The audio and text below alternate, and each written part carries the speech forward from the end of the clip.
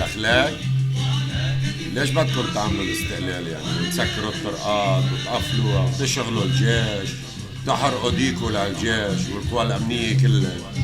لما الاستقلال مش لإلهم، لفخامتكم انتوا كم واحد العدد بالعدد يعني 5 7 10 اللي حتحضروا للاستقلال على المنصة. والاستقلال لإلكم انتوا بس تحضروا، المواطن ممنوع.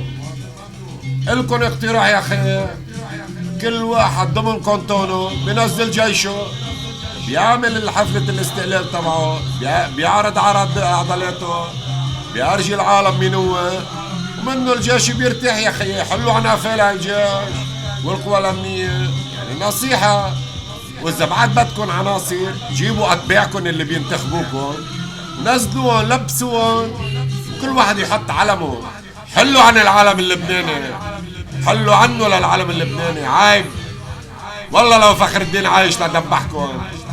خلاص هيدي قلتها وفكروا فيها.